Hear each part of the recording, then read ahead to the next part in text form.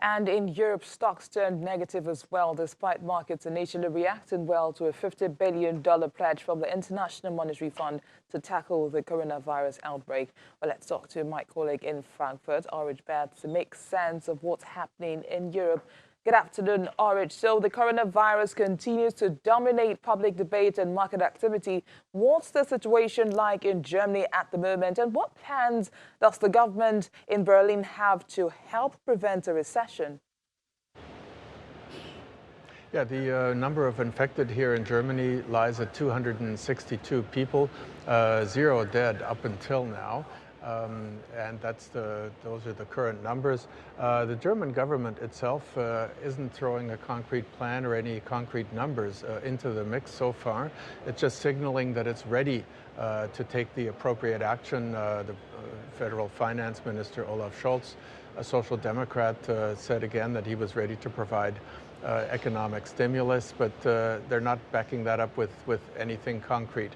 The economics minister here, Peter Altmaier of the conservative CDU, also says that they're thinking of options like, for example, supporting short-time work plans. That helped in the financial crisis over 10 years ago. It helped keep people on the payroll, but allowed them to stay out of work, and that being supported by public money from public coffers.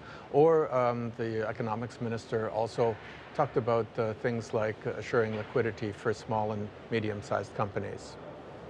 OPEC Plus meeting began today in Vienna, and producers are looking to reduce output to stop tumbling market prices for oil. How important is the meeting to oil prices in the current situation for stock markets in Europe?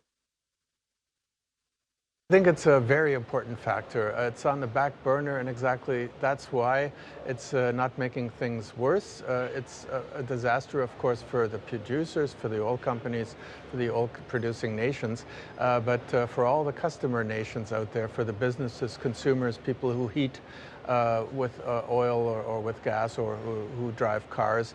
It's one less thing to worry about. It's almost something positive coming out of the corona crisis, because the prices have fallen so far.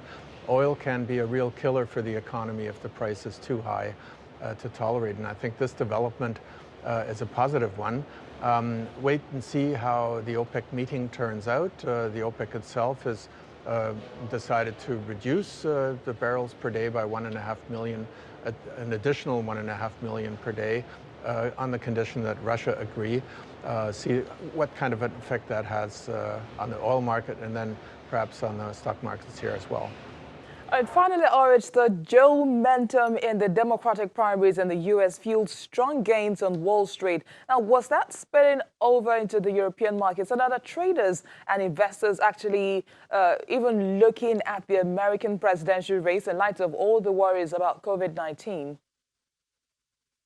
They sure are. It's a big topic here. Everybody's watching what the development in the United States is. The positive effect for the stock market, that has worn off. It was a little bit accompanying Wall Street yesterday, but now the corona worries are just too high.